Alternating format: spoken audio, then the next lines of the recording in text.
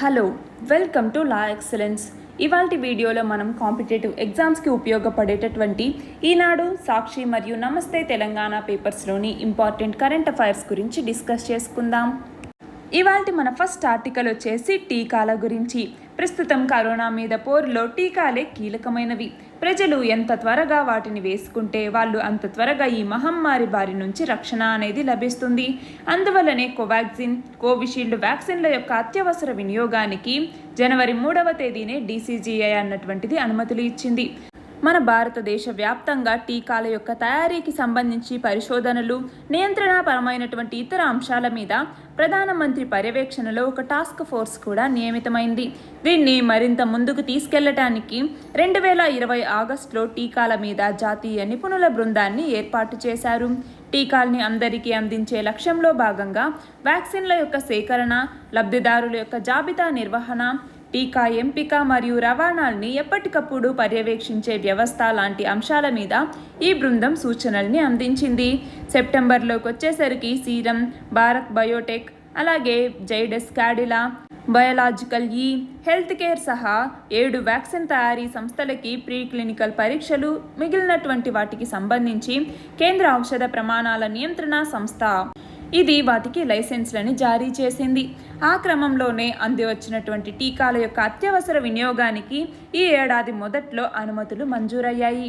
మరొక వైపు సెప్టెంబర్ 2021 నాటికి మొత్తం 110 కోట్లకు పైగా టీకాల్ని పంపిణీ చేసేందుకు ఏర్పాట్లు పూర్తయ్యాయి. వీటిలో భారత్ బయోటెక్, సీరం సంస్థల టీకాలతో పాటు రష్యాకి చెందినటువంటి స్పుత్నిక్ వ్యాక్సిన్ కూడా ఉంది. అయితే ఆత్మనిర్భర్ భారత్ కింద మిషన్ కోవిడ్ సురక్ష అన్నటువంటి పేరుతో దేశీయంగా వ్యాక్సిన్ ఉత్పత్తిని పెంచడానికి తగిన చర్యల్ని తీసుకోవటం జరిగింది. భారత్ బయోటెక్ బెంగళూరు యూనిట్కి ప్రభుత్వ రంగ సంస్థ అయినటువంటి ముంబైలోని హాఫ్కిన్, హైదరాబాద్లోని ఇండియన్ ఇమ్యునలాజికల్స్, యూపీలోని బులంద్ షహార్లో ఉన్నటువంటి భారత్ ఇమ్యునలాజికల్ సంస్థలు ఈ టీకా ఉత్పత్తి ఏర్పాట్లు చేసుకోవటానికి ఏప్రిల్లోనే నిధులు మంజూరు చేశారు. పూర్తిస్థాయి దేశీయ పరిశోధనని సాధించినటువంటి కోవాక్సిన్ని ఇప్పటికే నిర్ణయించినటువంటి 5 సంస్థలతో పాటు మరికొన్నింటిలో కూడా ఉత్పత్తి చేయటానికి సాధ్యాసాధ్యాల పరిశీలన అనేటటువంటిది జరుగుతోంది. కోవాక్సిన్ని ఉత్పత్తి చేయాలి అంటే సజీవ వైరస్ని జాగ్రత్తగా నిర్వీర్యం చేయాలి. ఆధునిక BSL-3 ప్రయోగశాలలో మాత్రమే ఇది సాధ్యమవుతుంది. అప్పుడే సజీవ వైరస్ అన్నటువంటిది బయటికి రాకుండా శాస్త్రవేత్తలకి, సిబ్బందికి కరోనా సోకకుండా ఉంటుంది. కాబట్టి ఈ సదుపాయాలు ఉన్న సంస్థల్లో మాత్రమే ఆ టీకా అనేటటువంటిది ఉత్పత్తి కాగలదు. దీనికోసం ఆయా సంస్థల్లో ఉన్నటువంటి పరిస్థితుల్ని మదింపు చేసి శాస్త్రవేత్తలు, అధికారులు నిర్ణయాల్ని తీసుకుంటూ ఉన్నారు. ప్రస్తుతం టీకా కార్యక్రమాన్ని వేగంగా ముందుకు తీసుకెళ్లేటటువంటి ప్రయత్నంలో కేంద్ర ప్రభుత్వం ఇప్పటికే 19 కోట్ల మందికి టీకాల్ని అందించింది. మే, జూలై మధ్యలో 35 కోట్ల టీకా డోసులు అందుబాటులోకి రాబోతున్నాయి. వీటిలో 17.5 కోట్ల డోసుల్ని కేంద్రమే సేకరించి దేశ ప్రజలకి ఉచితంగా పంపిణీ చేయబోతోంది. మిగిలినటువంటి సగం డోసులు రాష్ట్రాలు, ప్రైవేట్ ఆసుపత్రుల ద్వారా నేరుగా అందుబాటులోకి వస్తాయి. మిగిలినటువంటి 200 కోట్లకు పైగా డోసులు ఈ ఏడాది ఆగస్టు, డిసెంబర్ మధ్య ప్రజల్లోకి అందుతాయి. దానివల్ల ప్రతి భారతీయుడికి కూడా టీకా వేసేందుకు మార్గం అనేది సుగమం అవుతుంది అన్నట్టుగా ఈ ఆర్టికల్. ఇక్కడ క్వశ్చన్ చూడండి, మిషన్ కోవిడ్ సురక్ష గురించి వివరించండి. గవర్నమెంట్ ఆఫ్ ఇండియా అన్నటువంటిది మొత్తం 900 కోట్ల రూపాయలతో మిషన్ కోవిడ్ సురక్ష అన్నటువంటి దాన్ని తీసుకురావటం జరిగింది. ఈ మిషన్ కోవిడ్ సురక్ష అన్నటువంటిది COVID-19 వ్యాక్సిన్ డెవలప్మెంట్ మిషన్ అన్నమాట. దీని కింద వ్యాక్సిన్ క్యాండిడేట్స్ని డెవలప్ చేయటానికి ఈ మిషన్ కోవిడ్ సురక్షని తీసుకొచ్చారు. ఇది టార్గెటెడ్ ఎఫర్ట్ అన్నమాట. దీని ద్వారా ఇండిజినస్, అఫోర్డబుల్ మరియు యాక్సెసిబుల్ వ్యాక్సిన్ని డెవలప్ చేయటానికి మన కంట్రీలోనే దాని ద్వారా ఆత్మనిర్భర్ భారత్ కింద దీన్ని తీసుకొచ్చారు. థర్డ్ ఎకనామిక్ స్టిమ్యులస్ కింద ఈ ప్యాకేజ్ని అనౌన్స్ చేయటం జరిగింది. దీని కింద ఫేజ్ 1లో మొత్తం 900 కోట్ల రూపాయలని 12 నెలల కాలానికి గాను ఇవ్వటం జరిగింది. ఈ గ్రాంట్ని డిపార్ట్మెంట్ ఆఫ్ బయోటెక్నాలజీ అన్నటువంటిది రీసెర్చ్ అండ్ డెవలప్మెంట్కి గాను ప్రొవైడ్ చేయటం జరుగుతుంది.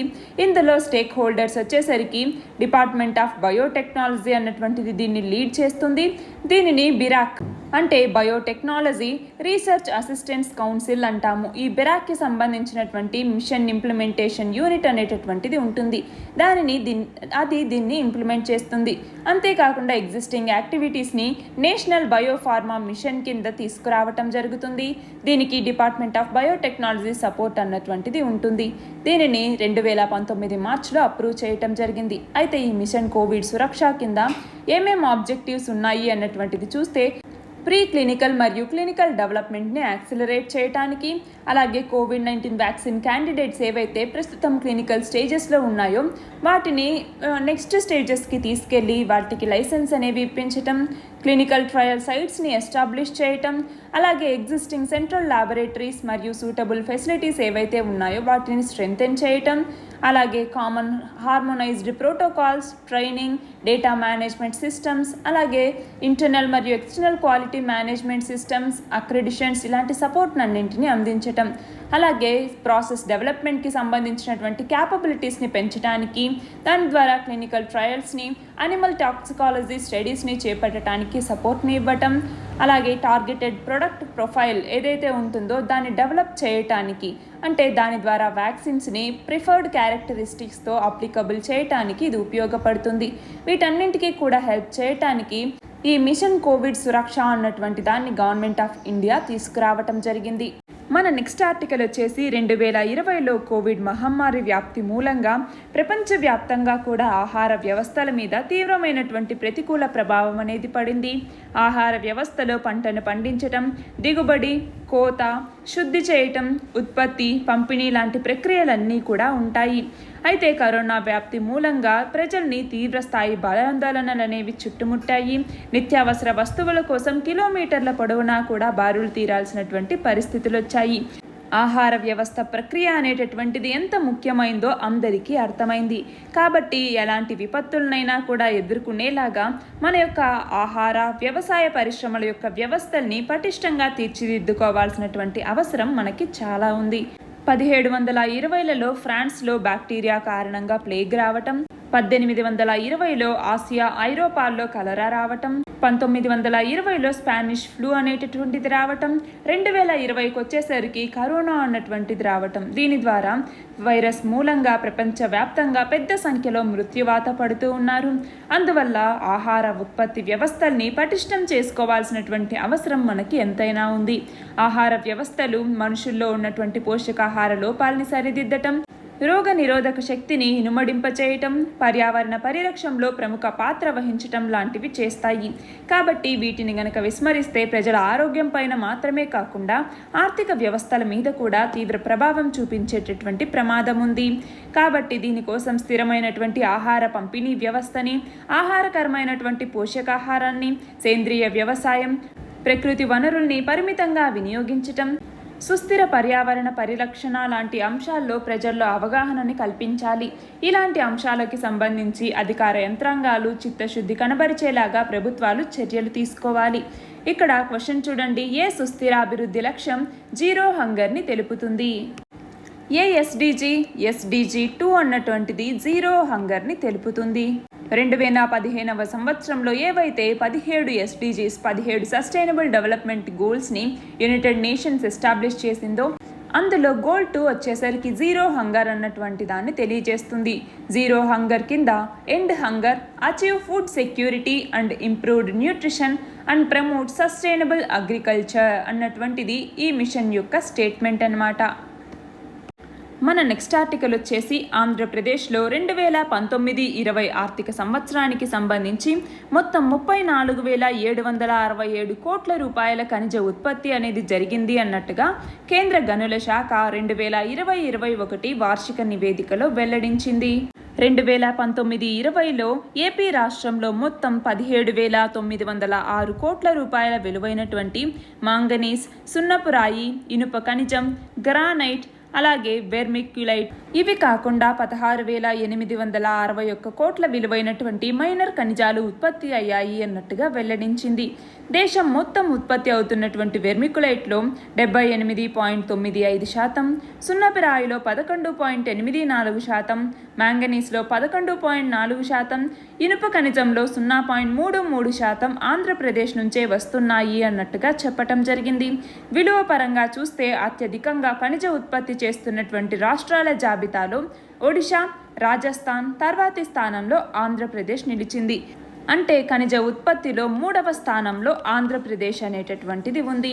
ఇక్కడ క్వశ్చన్ చూడండి, మైనింగ్ రంగానికి సంబంధించినటువంటి నిబంధనల్ని సరిగ్గా పాటించేలాగా ఈ రంగంలో సుస్థిర అభివృద్ధిని సాధించటం కోసం నేషనల్ మినరల్ పాలసీని ఏ సంవత్సరంలో తీసుకొచ్చారు? 2019లో తీసుకొచ్చారు. మన నెక్స్ట్ ఆర్టికల్ వచ్చేసి ఎస్బీఐ నివేదిక గురించి. కరోనా ఫలితంగా ధరల పెరుగుదల, ఆసుపత్రులు, వైద్యం ఖర్చుల కారణంగా ఈ ఏడాది ప్రజల మీద దాదాపు 66,000 కోట్ల రూపాయల భారం అనేది పడుతుంది అన్నట్టుగా ఎస్బీఐ ఆర్థిక పరిశోధనా విభాగం అంచనా వేసింది. ద్రవ్యోల్బణం పెరుగుదల కారణంగా ధరల మీద ప్రభావం చూపి మొత్తం 15,000 కోట్ల రూపాయలు, ఆసుపత్రుల కోసం 35,000 కోట్ల రూపాయలు, ఆదాయం తగ్గిపోవటం వల్ల 18,000 కోట్ల రూపాయల భారాన్ని ప్రజలు భరించాల్సి వస్తోంది అన్నట్టుగా చెప్పటం జరిగింది. 2020 ఆర్థిక సంవత్సరంలో వైద్య ఖర్చులకి 6 లక్షల కోట్ల రూపాయలతో పోలిస్తే ఇది 11% అదనంగా ఉంది అన్నట్టుగా ఎస్బీఐ అభిప్రాయపడింది. మొత్తం ఈ కరోనా మహమ్మారి 3 రకాల ప్రభావాల్ని చూపిస్తోంది. అవి ఏంటి? ఒకటి వచ్చేసి ధరల మీద ప్రభావం, రెండవది ఆసుపత్రుల ఖర్చు, మూడవది ఆదాయం మీద ప్రభావం చూపిస్తోంది. ధరల పెరుగుదల వల్ల 15,000 కోట్లు, ఆసుపత్రి ఖర్చులకి 35,000 కోట్లు, ఉపాధి మీద ప్రభావం, ఆదాయ నష్టం అన్నటువంటి దాంతో 16,000 కోట్లు, మొత్తం 66,000 కోట్ల రూపాయల భారం అనేది ప్రజల మీద పడింది అన్నట్టుగా అంచనా వేసింది. ఇక్కడ క్వశ్చన్ చూడండి, కరోనా మూలంగా ఈ సంవత్సరం ప్రజల మీద ఎంత ఆర్థిక భారం పడుతుందని ఎస్బీఐ ఆర్థిక పరిశోధన విభాగం అంచనా వేసింది. ఎంత? మొత్తం 66,000 కోట్ల రూపాయలు. మన నెక్స్ట్ ఆర్టికల్ వచ్చేసి తెలంగాణలో కూడా ఆయుష్మాన్ భారత్ పథకాన్ని అమలు చేయబోతూ ఉన్నారు. ఈ పథకం అమలుకి ముఖ్యమంత్రి కేసీఆర్ ఓకే చెప్పటం జరిగింది. దీంతో తెలంగాణ రాష్ట్రంలో అమలుకి అవసరమైనటువంటి విధి విధానాల్ని రాష్ట్ర వైద్య ఆరోగ్య శాఖ ఖరారు చేసింది. వీటి ప్రకారం నియమ నిబంధనల్ని అనుసరిస్తూ రాష్ట్రంలో ప్రభుత్వ వైద్య సేవల్ని అందించాలి అన్నట్టుగా వైద్య ఆరోగ్య శాఖ అధికారుల్ని ముఖ్యమంత్రి ఆదేశించారు. దీనికి సంబంధించి క్వశ్చన్ చూడండి, ఆయుష్మాన్ భారత్ పథకాన్ని వివరించండి. ఆయుష్మాన్ భారత్ లేదా ప్రధాన మంత్రి జన్ ఆరోగ్య యోజన అని కూడా అంటాము. దీని కింద ప్రతి ఫ్యామిలీకి కూడా మొత్తం 5 లక్షల రూపాయల ఇన్సూరెన్స్ని అందించటం జరుగుతుంది పర్ ఫ్యామిలీకి. అలాగే సెకండరీ కేర్ మరియు టెర్షియరీ కేర్ని కూడా ప్రతి ఒక్కళ్ళకి అందించటం జరుగుతుంది. దీనిని ఎవరెవరి కోసం తీసుకొచ్చారు? ఎవరైతే సోషియో ఎకనామిక్ క్యాస్ట్ సెన్సెస్ డేటాని బట్టి బెనిఫిషియరీస్ ఎంతమంది ఉన్నారు అన్నట్టుగా వాళ్ళని కన్సిడర్ చేయటం జరిగింది. ఇందులో ఇన్సూరెన్స్ కాస్ట్ అన్నటువంటిది సెంటర్ మరియు స్టేట్ పంచుకుంటుంది. సెంటర్ అన్నటువంటిది 60% ఇస్తే స్టేట్ అన్నది 40% ఇవ్వాల్సి ఉంటుంది. ఇందులో కొన్ని ప్యాకేజ్డ్ రేట్స్ని కూడా వాళ్ళు ఫిక్స్ చేయటం జరుగుతుంది. అవి ఫ్లెక్సిబుల్గా ఉంటాయి. బెనిఫిషియరీకి ఎలాంటి ఛార్జ్ చేయరనమాట వన్స్ హాస్పిటల్స్కి ఫిక్స్ చేసిన తర్వాత. ఈ స్కీమ్ అన్నటువంటిది డైలీ లిమిట్ని, అంటే మెడికల్ మేనేజ్మెంట్కి సంబంధించి డైలీ లిమిట్ని ప్రిస్క్రైబ్ చేస్తుంది. దీనిని నేషనల్ హెల్త్ అథారిటీ అన్నటువంటిది ఒక ఆటోనామస్ ఇన్స్టిట్యూట్గా ఉందన్నమాట. దీనిని సొసైటీ రిజిస్ట్రేషన్ యాక్ట్ ఎప్పుడు తీసుకొచ్చారు? 1860 సంవత్సరంలో. ఇది ఈ ప్రధానమంత్రి జన్ ఆరోగ్య యోజన లేదా ఆయుష్మాన్ భారత్ అన్నటువంటి దాన్ని స్టేట్ గవర్నమెంట్స్తో అలయన్స్ అయ్యి దీన్ని ఇంప్లిమెంట్ చేస్తుంది. అలాగే స్టేట్ హెల్త్ ఏజెన్సీ అనేటటువంటిది కూడా ఉంటుంది. ఈ స్టేట్ హెల్త్ ఏజెన్సీ అన్నటువంటిది స్టేట్ గవర్నమెంట్లో ఒక అపెక్స్ బాడీగా ఉంటుంది. ఇది ప్రధానమంత్రి జన్ ఆరోగ్య యోజనని ఆ స్టేట్లో ఇంప్లిమెంట్ చేయటానికి ఈ స్టేట్ హెల్త్ ఏజెన్సీ అన్నటువంటిది అపెక్స్ బాడీగా ఉంటుంది. దీనిని మన ప్రధాని నరేంద్ర మోదీ 2018 సంవత్సరం సెప్టెంబర్ 25వ తేదీన లాంచ్ చేయటం జరిగింది. దీనిని ఓన్లీ పూర్ మరియు ఎకనామికల్గా డిప్రైవ్డ్ పీపుల్కి ఫ్రీ మెడికల్ ఇన్సూరెన్స్ని అందించటం కోసం ఆయుష్మాన్ భారత్ అన్నటువంటి స్కీమ్ని తీసుకొచ్చారు. దీని ద్వారా మొత్తం 76 కోట్ల మంది బెనిఫిషియరీ ఫ్యామిలీస్, దాదాపు 50 కోట్ల మంది ఇండియన్ సిటిజన్స్ దీని కింద ఉన్నారనమాట. దీని కింద ఫ్యామిలీ సైజ్ ఎంత, ఏజ్ ఎంత, జెండర్ ఎంత అలాంటి వాటి మీద రెస్ట్రిక్షన్స్ ఏమీ లేవు. అయితే ఇక్కడ సెంటర్ స్టేట్ 60:40 అన్నాం కదా. ఇది కాకుండా హిమాలయన్ మరియు నార్త్ ఈస్టర్న్ స్టేట్స్లోకి వచ్చేసరికి సెంటర్ మరియు స్టేట్ అన్నటువంటిది 90:10%లో ఇవ్వటం జరుగుతుంది. అది కాకుండా యూటీస్కి అయితే సెంట్రల్ గవర్నమెంటే 100% ఫండింగ్ అనేది ఇవ్వటం జరుగుతుంది. ఇది మాత్రమే కాకుండా వీటి కింద హెల్త్ అండ్ వెల్నెస్ సెంటర్స్ అన్నటువంటి వాటిని ఎస్టాబ్లిష్ చేస్తారు. హెల్త్ అండ్ వెల్నెస్ సెంటర్స్ అంటాము. వీటి కింద దాదాపు 1.5 లక్షల సబ్ సెంటర్స్ అనేటటువంటి వాటిని వెల్నెస్ సెంటర్స్గా కన్వర్ట్ చేసి దాని ద్వారా మెజారిటీ ఆఫ్ సర్వీసెస్ని అంటే కార్డియోవాస్కులర్ డిసీజెస్ కావచ్చు, కామన్ క్యాన్సర్స్ని స్క్రీన్ చేయటం కావచ్చు, మెంటల్ హెల్త్కి సంబంధించి, అలాగే ఎల్డర్లీ యొక్క కేర్కి సంబంధించి, ఐ కేర్కి సంబంధించి ఇలాంటి సర్వీసెస్ని అన్నింటినీ అందించటం కోసం ఈ హెల్త్ అండ్ వెల్నెస్ సెంటర్స్ అనేటటువంటివి పనిచేస్తాయి. అంతేకాకుండా మెటర్నల్ మరియు చైల్డ్ హెల్త్ సర్వీసెస్ని, మెంటల్ హెల్త్ సర్వీసెస్ని, వ్యాక్సినేషన్కి సంబంధించి, అలాగే కొన్ని సెలెక్టెడ్ కమ్యూనికబుల్ డిసీజెస్కి సంబంధించి వ్యాక్సినేషన్స్ ఇవన్నీ కూడా ఈ వెల్నెస్ సెంటర్స్లో ఇస్తారు. ఈ ఆయుష్మాన్ భారత్ దీనిని నేషనల్ హెల్త్ ప్రొటెక్షన్ మిషన్ అని కూడా అంటాము. మనకి సుస్థిరాభివృద్ధి లక్ష్యాలు లేదా సస్టైనబుల్ డెవలప్మెంట్ గోల్స్ అనేవి ఉన్నాయి. ఈ ఎస్డిజిలో గోల్ 3 అన్నటువంటిది ఏం చెప్తుంది? Good health and well being అన్నటువంటిది చెప్తుంది. అందులో భాగంగానే మనము ఈ ఆయుష్మాన్ భారత్ అన్నటువంటి దాన్ని ఎస్డిజి 3 గోల్ వైపుగా వెళ్ళటానికి ఇది ఉపయోగపడుతుంది. Good health and well being అన్నటువంటిది ఎస్డిజి 3 అనేది. మన నెక్స్ట్ ఆర్టికల్ వచ్చేసి ఆంధ్రప్రదేశ్ రాష్ట్ర బడ్జెట్ని రేపు ప్రవేశపెట్టబోతున్నారు. 2021-22 ఆర్థిక బడ్జెట్ నుంచి పిల్లల కోసం ఒక కేటాయింపుల్ని ప్రత్యేకంగా ఒక నివేదిక రూపంలో సమర్పించబోతున్నారు. 18 ఏళ్లలోపు పిల్లల మీద వివిధ పథకాల ద్వారా రాష్ట్రం ఎంత వెచ్చిస్తుందో లెక్కలు కట్టి ఈ బడ్జెట్లో ప్రత్యేకంగా నివేదించబోతున్నారు. రేపటి దాంట్లో ఈ రాష్ట్ర బడ్జెట్ గురించి చదువుకుంటాము. ఇవాళ ఇక్కడ చూడండి, రాష్ట్ర బడ్జెట్ గురించి తెలిపేటటువంటి రాజ్యాంగ అధికరణ ఏది? ఏ అధికరణ? ఆర్టికల్ 202 అన్నటువంటిది రాష్ట్ర బడ్జెట్ గురించి తెలుపుతుంది. మన నెక్స్ట్ ఆర్టికల్ వచ్చేసి ఆంధ్రప్రదేశ్లో వ్యవసాయ రంగాన్ని మరింత అభివృద్ధి చేసి రైతుల్ని ఆదుకోవటం కోసం పంటల సాగు మొదలుకొని వ్యవసాయంలో ఆధునిక పద్ధతులు, మార్కెటింగ్ లాంటి అన్ని విషయాల్లో కూడా రైతుకి సంపూర్ణ అవగాహన కల్పించేందుకు ఏపీ ప్రభుత్వం అనేటటువంటిది సిద్ధమైంది. దిగుబడులను పెంచడంతో పాటు మార్కెటింగ్ సౌకర్యాల్ని కూడా మెరుగుపరచడం కోసం రైతులతో పాటు నీటిపారుదల శాఖ ఇంజనీర్లకి కూడా రాష్ట్ర స్థాయిలో శిక్షణ కార్యక్రమాలని నిర్వహించబోతున్నారు.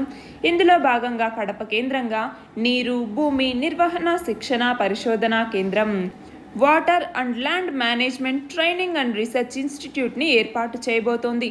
సుమారు 150 కోట్ల రూపాయలతో 37 ఎకరాల్లో ఇది రూపుదిద్దుకుంటోంది. ఉమ్మడి రాష్ట్రంలో హైదరాబాద్ కేంద్రంగా ఉన్నటువంటి ఈ శిక్షణా కేంద్రాన్ని ఇప్పుడు కడపలో ఏర్పాటు చేయాలి అన్నట్టుగా ఏపీ ప్రభుత్వం నిర్ణయించింది. ఈ శిక్షణ పరిశోధన కేంద్రం ద్వారా రాష్ట్రంలో వ్యవసాయ రంగాన్ని మరింత అభివృద్ధి చేయటం లక్ష్యంగా పెట్టుకున్నారు. పంటల సాగుని మొదలుకొని ఉత్పత్తి, మార్కెటింగ్ సౌకర్యాలు లాంటి అంశాల మీద రైతులకు శిక్షణ ఇవ్వటంతో పాటు అవగాహనని కూడా కల్పిస్తారు.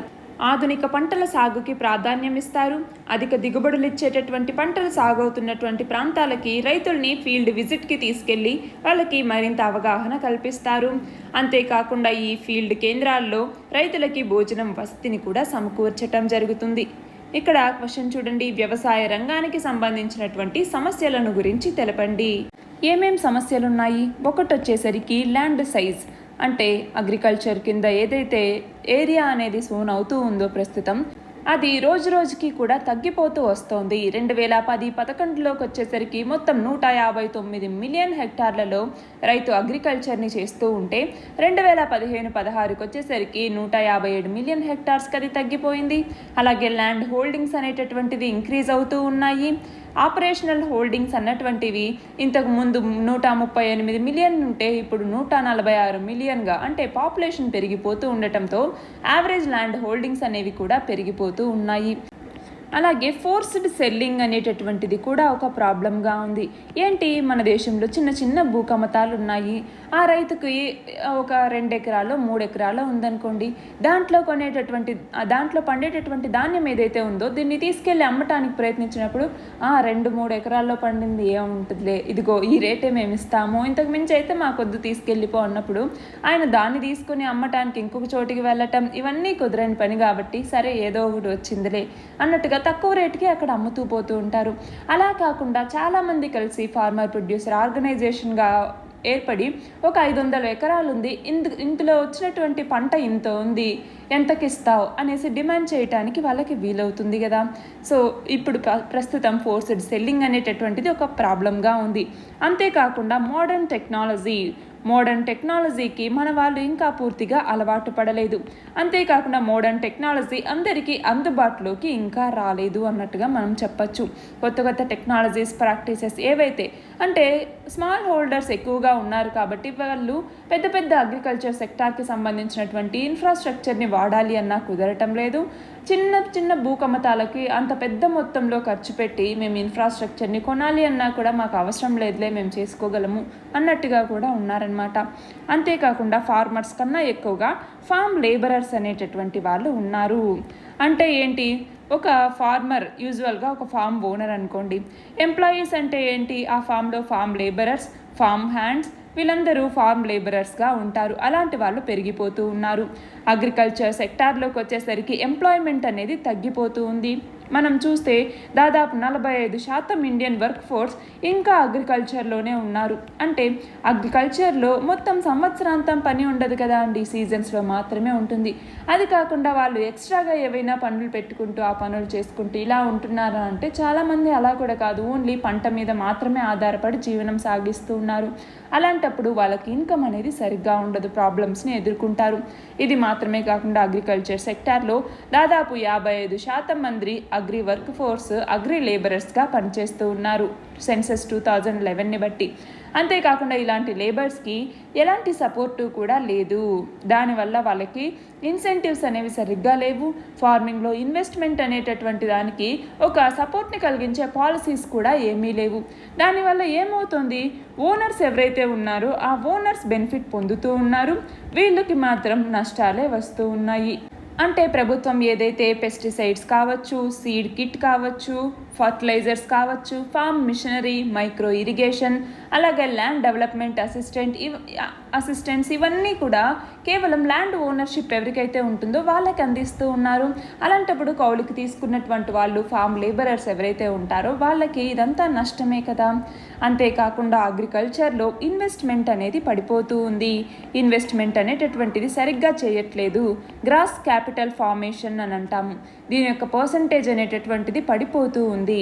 అంతేకాకుండా సబ్సిడీకి సంబంధించి మిగిలినటువంటి రిలేటెడ్ ఇష్యూస్లో కూడా చాలా ఇష్యూస్ని ఈ రైతులు ఎదుర్కొంటూ ఉన్నారు. అంటే బిజినెసెస్కి సంబంధించి ఫ్లోయింగ్ అనేటటువంటిది తగ్గుతూ ఉంది. ఫుడ్ ప్రాసెసింగ్ యూనిట్స్కి, కోల్డ్ చైన్ ప్రాజెక్ట్స్కి గ్రాంట్స్ ఇస్తూ ఉన్నారు. ఇలాంటి వాటన్నింటినీ మనం ఇస్తూ ఉన్నా కూడా కొన్ని రెగ్రెసివ్ పాలసీస్ వల్ల మార్కెటింగ్ సైడ్లో ఇన్ఫ్రాస్ట్రక్చర్ కావచ్చు, అటు స్టోరేజ్, ట్రాన్స్పోర్టేషన్, వీటన్నింటి వల్ల కూడా ఫార్మర్స్ లాసెస్ని ఎదుర్కోక తప్పటం లేదు. అంతేకాకుండా ఎంఎస్పీకి సంబంధించి కూడా ఎంఎస్పీ రిలేటెడ్ ఇష్యూస్ అనేటటువంటివి మన దగ్గర ఉన్నాయి. ఎంఎస్పీని మొత్తం ఎన్ని క్రాప్స్కి ఇస్తారు, 23 క్రాప్స్కి ప్రస్తుతం ఎంఎస్పీని ఇస్తూ ఉన్నారు. ఎంఎస్పీ రేట్స్ అనేటటువంటివి మాత్రం అలాగే స్టాగ్నెంట్గా ఉంటున్నాయి, పెరుగుతూ ఉండటం లేదు. అలాగే అన్ఈక్వల్ యాక్సెస్ అనేటటువంటిది ఉంది ఫార్మర్స్కి. అన్ని క్రాప్స్కి కూడా ఎంఎస్పీ అనేది లేదు కాబట్టి కొన్ని క్రాప్స్కి మనం చూస్తే అసలు హార్టికల్చర్కి సంబంధించి ఒక్క క్రాప్కి కూడా ఎంఎస్పీ అనేది లేదు. ఇలాగ ఒకవేళ హార్టికల్చర్ సైడ్ వెళ్ళాలి అనుకుంటున్నారు, ఎంఎస్పీ లేదు, అప్పటికి ధర ఎలా ఉంటుందో తెలియదు, ఎందుకు మనకు అనవసరంగా అన్నట్టుగా ఇటువైపుకి వచ్చేయటం. అంటే ఎంఎస్పీ ఏవైతే ప్రకటించడం జరిగిందో ఆ పంటల్ని ఎక్కువగా పండిస్తారు ఉన్నారు. సైంటిఫిక్ ప్రాక్టీసెస్ అనేటటువంటివి ఈ వ్యవసాయ రంగంలో తీసుకుని రావటం లేదు. ఈ సైంటిఫిక్ ప్రాక్టీసెస్ లేకపోవటం, చాలా మందికి తెలియకపోవటం వల్ల కూడా నష్టాలని ఎదుర్కొంటూ ఉన్నారు. మన నెక్స్ట్ ఆర్టికల్ వచ్చేసి ప్రస్తుతం ఏదైతే తౌక్టే తుఫాన్ లేదా టౌటే తుఫాను అన్నటువంటిది వచ్చిందో అది గుజరాత్ని అల్లకల్లోలం చేసింది. ప్రాణ నష్టం అలాగే ఆస్తి నష్టం కూడా సంభవించింది. ఇలాంటి పరిస్థితుల్లో తూర్పు మధ్య బంగాళాఖాతంలో ఈ నెల 23 నాటికి ఒక అల్పపీడనం ఏర్పడబోతోంది. అది క్రమంగా బలపడి వాయుగుండంగా ఆ పైన తుఫానుగా మారవచ్చు అన్నట్టుగా ఐఎండీ భారత వాతావరణ విభాగం అనేటటువంటిది అంచనా వేస్తోంది. ప్రస్తుత అంచనాల ప్రకారం రాబోయే తుఫాను సముద్రంలోనే బలపడుతుంది. ఆ పైన దిశ మార్చుకుని ఇది ఉత్తర కోస్తా ఒడిషా, పశ్చిమ బెంగాల్ తీరం వైపుగా పయనిస్తుంది.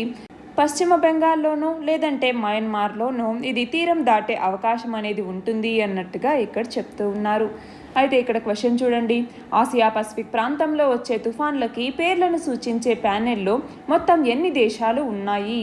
13 దేశాలు ఉన్నాయి. ఈ 13 దేశాలు కలిసి ఎక్కడ World Meteorological Organization, United Nations Economic and Social Commission for Asia and the Pacific panel అన్నటువంటిది ఈ తుఫాన్లకు పేర్లను పెడుతుంది.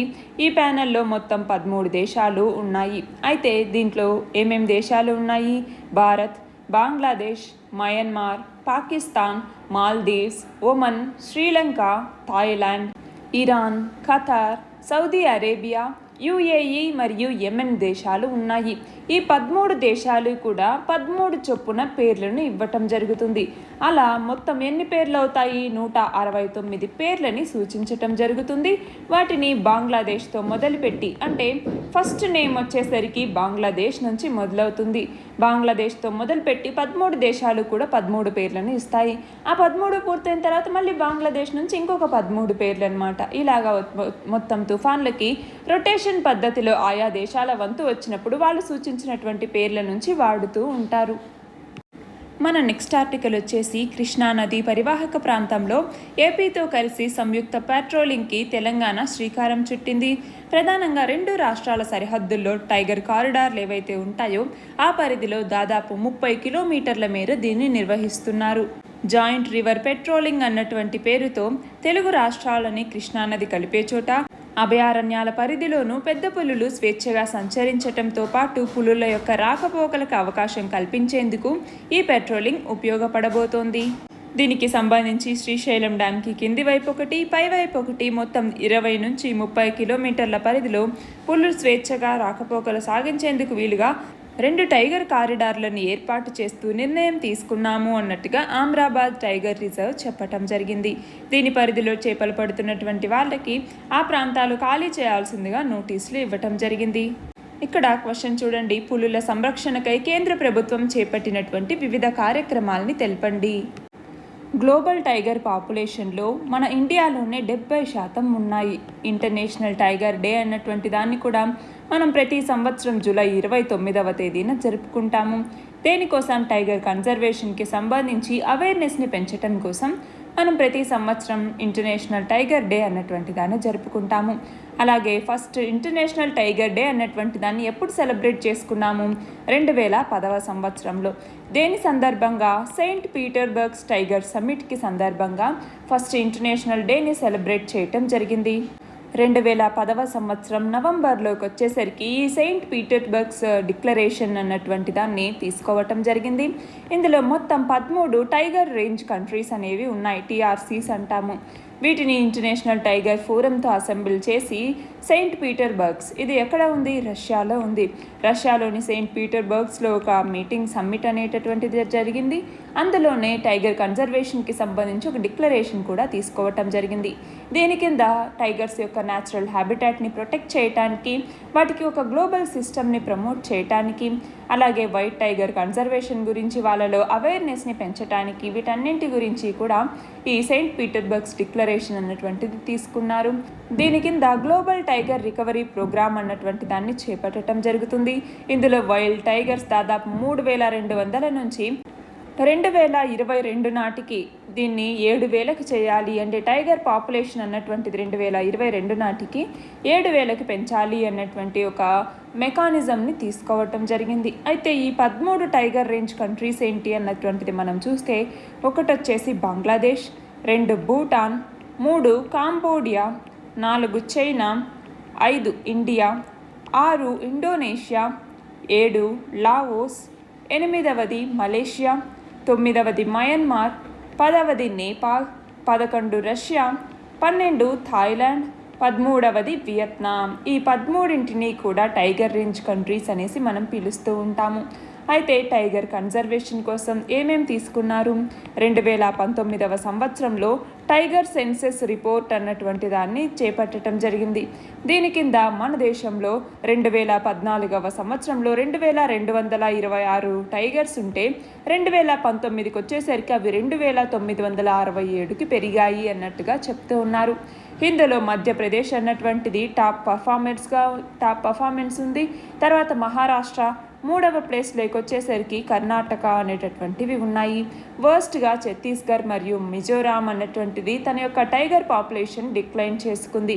అంతేకాకుండా వీటిని ప్రొటెక్ట్ చేయటానికే ప్రాజెక్ట్ టైగర్ అన్నటువంటి దాన్ని తీసుకురావటం జరిగింది. ఈ ప్రాజెక్ట్ టైగర్ అన్నటువంటిది టైగర్స్ని ప్రొటెక్ట్ చేసే విధంగా, అంటే కన్జర్వ్ చేసే విధంగా తీసుకొచ్చినటువంటి ఫస్ట్ ఎవర్ ఇనిషియేటివ్ అనేసి చెప్పచ్చు. మన దేశంలో మొత్తం 50 టైగర్ రిజర్వ్స్ అనేవి ఉన్నాయి. ప్రాజెక్ట్ టైగర్ ఏదైతే ఉందో ఇది సెంట్రల్లీ స్పాన్సర్డ్ స్కీమ్గా తీసుకురావటం జరిగింది. Ministry of environment, forest and climate change అన్నటువంటిది దీనిని 1973వ సంవత్సరంలో ఈ ప్రాజెక్ట్ టైగర్ అన్నటువంటి దాన్ని లాంచ్ చేయటం జరిగింది. దీని కింద టైగర్ కన్జర్వేషన్కి సంబంధించి డెసిగ్నేటెడ్ టైగర్ రిజర్వ్స్ ఏవైతే మన ఇండియాలో ఉన్నాయో వాటన్నింటికీ కూడా సెంట్రల్ అసిస్టెన్స్ అనేది ప్రొవైడ్ చేయటం జరుగుతుంది. ఈ ప్రాజెక్ట్ని నేషనల్ టైగర్ కన్జర్వేషన్ అథారిటీ అన్నటువంటిది అడ్మినిస్టర్ చేస్తుంది. ఈ నేషనల్ టైగర్ కన్జర్వేషన్ అథారిటీ అన్నటువంటిది కూడా ఈ ministry of environment, forest and climate change కింద ఉన్నటువంటి ఒక స్టాట్యుటరీ బాడీ. దీనిని 2005వ సంవత్సరంలో ఎస్టాబ్లిష్ చేశారు.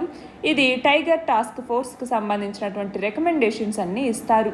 దీనిని వైల్డ్ లైఫ్ ప్రొటెక్షన్ యాక్ట్ ఎప్పుడు తీసుకొచ్చారు? వైల్డ్ లైఫ్ ప్రొటెక్షన్ యాక్ట్ని 1972వ సంవత్సరంలో. దీని కింద టైగర్ కన్జర్వేషన్ని స్ట్రెంథెన్ చేయాలి, దానికి కావాల్సినటువంటి పవర్స్ని, ఫంక్షన్స్ని దీనికి అసైన్ చేస్తూ ఈ నేషనల్ టైగర్ కన్జర్వేషన్ అథారిటీ అన్నటువంటి దాన్ని 2005వ సంవత్సరంలో ఎస్టాబ్లిష్ చేశారు. ఇవాళ మన లాస్ట్ ఆర్టికల్ వచ్చేసి టీకాల గురించి. వ్యాక్సిన్ వేసుకున్నటువంటి వాళ్ళలో కేవలం 0.07% మందికి మాత్రమే కరోనా వచ్చింది. మొత్తం 18.51 కోట్ల మందికి టీకా వేస్తే వాళ్ళలో 1.43 లక్షల మందిలోనే వైరస్ కనపడింది. అంటే టీకాలు వేస్తే మహమ్మారిని సమర్థంగా అడ్డుకోవచ్చు అన్నట్టుగా ఇక్కడ చెప్తూ ఉన్నారు. అయితే దీనికి సంబంధించి ప్రస్తుతం మన దగ్గర కోవిషీల్డ్, కోవాక్సిన్ అన్నటువంటి 2 టీకాలని వేస్తూ ఉన్నారు. కోవిషీల్డ్ వ్యాక్సిన్ ఏదైతే ఉందో దీన్ని ఎవరు ఉత్పత్తి చేశారు? సీరం ఇన్స్టిట్యూట్ ఆఫ్ ఇండియా అన్నది కోవిషీల్డ్ వ్యాక్సిన్ని ఉత్పత్తి చేసింది. దీనిని ఇప్పటి వరకు 16 కోట్ల మందికి డోసులు వేశారు. అలాగే మొదటి డోసు వేసుకున్న తర్వాత కోవిడ్ సోకిన వాళ్ళు 84,000 మంది ఉంటే సెకండ్ డోస్ వేసుకున్న తర్వాత కూడా కోవిడ్ సోకిన వాళ్ళు 34,000 మంది ఉన్నారు. కోవిషీల్డ్కి సంబంధించి మొదటి డోస్కి 2వ డోస్కి మధ్య వ్యవధి 12 నుంచి 16 వారాలుగా ఉండొచ్చు అనేసి రీసెంట్గా డిసైడ్ చేశారు. అయితే కోవాక్సిన్ అన్నటువంటి టీకాని ఎవరు ఉత్పత్తి చేశారు? భారత్ బయోటెక్ అనేది ఉత్పత్తి చేసింది. ఇప్పటి వరకు 190,000 టీకాలు వేశారు. అయితే మొదటి డోస్ వేసుకున్న తర్వాత 18,000 మందికి, 2వ డోస్ వేసుకున్న తర్వాత 5,000 మందికి కోవిడ్ సోకింది. 1 మరియు 2వ డోస్కి మధ్య వ్యవధి వచ్చేసరికి కనీసం 28 రోజులన్నమాట. ఇందులో 12 నుంచి 16 వారాలు. అయితే పిల్లల మీద కూడా కోవాక్సిన్ ట్రయల్స్ అనేవి మొదలయ్యాయి. మరొక 10-12 రోజుల్లో ఇవి ప్రారంభం కాబోతూ ఉన్నాయి. కరోనా చికిత్స కోసం భారత్ బయోటెక్ అభివృద్ధి చేసినటువంటి కోవాక్సిన్ వ్యాక్సిన్ని 2 నుంచి 18 సంవత్సరాల వాళ్ళ మీద 2 మరియు 3వ దశ క్లినికల్ ట్రయల్స్ నిర్వహించటం కోసం DCGI drug controller general of India, ఈ DCGI అన్నటువంటిది అనుమతిని ఇవ్వటం జరిగింది. మొత్తం 525 మంది వాలంటీర్ల మీద ఈ ప్రయోగాల్ని చేపట్టబోతూ ఉన్నారు. అయితే కొంతమందికి టీకా వేసుకున్న తర్వాత బ్లడ్ క్లాటింగ్ లక్షణాలు అనేవి కనపడుతున్నాయి అన్నట్టుగా చెప్పటం జరిగింది. ఒకవేళ అలాంటివి కనపడితే కేంద్రానికి తెలియజేయాలి అన్నట్టుగా కేంద్ర ఆరోగ్య శాఖ కొన్ని సూచనల్ని ఇవ్వటం జరిగింది. అవి ఏంటి? ఇక్కడ చూడండి. రక్తం గడ్డకట్టడంలో భాగంగా కనిపించే కొన్ని లక్షణాలని ఆరోగ్య శాఖ అనేది చెప్పటం జరిగింది. ఊపిరాడకపోవటం, ఛాతిలో నొప్పి ఉండటం, భుజం, కాళ్ళలో వాపు నొప్పి రావటం, అలాగే టీకా వేసిన ప్రాంతంలో సూది మొన సైజులో ఎర్రగా ఉండటం, గాయాలు రావటం, నిరంతరం కడుపు నొప్పి, వాంతులు రావటం, మూర్ఛ, తీవ్రమైనటువంటి తలనొప్పి, బలహీనత, ముఖంతో సహా కొన్ని శరీర భాగాలు మొద్దుబారిపోవటం, కారణం లేకుండా నిరంతరంగా వాంతులు ఉండటం, అలాగే కళ్ళలో మంట, చూపు మసకబారటం, దృశ్యాలు ఒకటికి రెండుగా కనిపించటం, మానసికంగా స్థిమితం లేకపోవటం, ఇలాంటివన్నీ కూడా రక్తం గడ్డకట్టడంలో భాగంగా కనిపించేటటువంటి కొన్ని లక్షణాలు. వీటిని వైద్య ఆరోగ్య శాఖ వెల్లడించింది. ఇక్కడ క్వశ్చన్ చూడండి, మన దేశంలో టీకాల కార్యక్రమం ఎప్పుడు మొదలైంది? ఏ టీకాలు ప్రస్తుతం వాడుకలో ఉన్నాయి? టీకాల కార్యక్రమం మన దేశంలో ఎప్పుడు మొదలైందండి? జనవరి 16వ తేదీన 2021లో మొదలైంది. ఏ టీకాలు ప్రస్తుతం వాడుకలో ఉన్నాయి? కోవాక్సిన్, కోవిషీల్డ్ మరియు స్పుత్నిక్ వి అన్నటువంటిది ప్రస్తుతం ఇంకా ఈ జాతీయ టీకా కార్యక్రమంలోకి చేర్చలేదు. కానీ స్పుత్నిక్ వి అయితే అందుబాటులో ఉంది కదా. కాబట్టి ఈ 3 టీకాలు కూడా ప్రస్తుతం వాడుకలో ఉన్నాయి. ఇది జూలై నుంచి కానీ జూన్ నుంచి కానీ అలాగా ఈ టీకా కార్యక్రమంలోకి స్పుత్నిక్ వి అన్నటువంటిది చేర్చచ్చు. ఆలోపు ప్రైవేట్గా వీళ్ళు ఈ స్పుత్నిక్ వి టీకా వేసుకోవటానికి అనుమతులున్నాయి. నిన్నటి క్వశ్చన్ వచ్చేసి, కేంద్ర ప్రభుత్వం ప్రతిపాదించిన బ్యాడ్ బ్యాంక్ లేదా నేషనల్ అసెట్ రీకన్స్ట్రక్షన్ కంపెనీకి మొదటి సీఈఓగా ఎవరిని నిర్ణయించారు? పద్మకుమార్. ఇవాల్టి క్వశ్చన్ వచ్చేసి, సంవేదన అనే టోల్ ఫ్రీ హెల్ప్ లైన్ దేనికి సంబంధించింది? దీనిని ఎవరు అందుబాటులోకి తీసుకొచ్చారు? దీని ఆన్సర్ కమెంట్ సెక్షన్లో ఇవ్వండి. కరెక్ట్ ఆన్సర్ రేపటి వీడియోలో చూద్దాం. All the very best and thank you so much.